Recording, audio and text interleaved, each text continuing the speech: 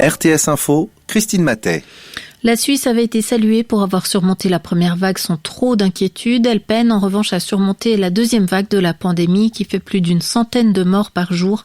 Nous avons un taux d'incidence 2 fois plus élevé que l'Allemagne, a alerté aujourd'hui Simonetta Sommaruga, avant de présenter un train de mesures qui inclut la fermeture des restaurants, bars et magasins à 19h.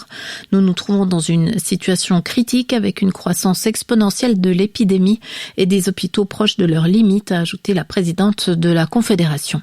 Dans le canton de Genève, les restaurants et les cafés pourront rester ouverts jusqu'à 23h. Les magasins pourront ouvrir le dimanche. Genève fait valoir l'exception prévue par la Confédération, a indiqué ce soir le conseiller d'État Mauro Poggia. Le ministre de la Santé a relevé que ces heures d'ouverture seraient valables aussi longtemps que ce sera possible. Pour échapper à une fermeture à 19h des établissements publics, des conditions précises ont été fixées par le Conseil fédéral. Pour l'instant, le canton de Genève les remplit avec les autres cantons romans, sauf Berne, mais la situation peut évoluer rapidement. Pour pouvoir bénéficier d'un régime d'exception, il faut que le taux de reproduction du virus soit inférieur à 1 sur 7 jours et également présenter un taux de positif sur 100 000 habitants en dessous de la moyenne suisse. En France, un certain soulagement pour les stations de ski. Le gouvernement a informé aujourd'hui les représentants des zones de montagne d'un feu vert possible pour la réouverture des remontées mécaniques françaises à partir du 7 janvier, si les conditions sanitaires dans le pays le permettent. Et les stations de ski de Catalogne, région espagnole frontalière de la France, ont annoncé qu'elles ouvriraient leurs stations lundi. Une opération récemment coordonnée par Interpol a permis l'arrestation de plus de 200 passeurs et trafiquants suspectés de traite des migrants sur 4 continents. L'Organisation internationale de coopération policière basée à Lyon précise que parmi les quelques 200 arrestations comptabilisées, 30 concernaient des affaires d'exploitation sexuelle de migrants ou de trafic humain.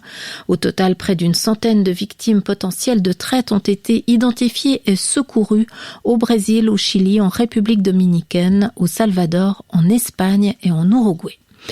Les 27 se sont mis d'accord pour relever leur objectif de réduction de gaz à effet de serre d'ici 2030. À quelques jours du 5e anniversaire de l'accord de Paris, les Européens ont donné leur feu vert à une baisse des émissions du continent d'au moins 55% d'ici 2030, contre un objectif de 40% actuellement.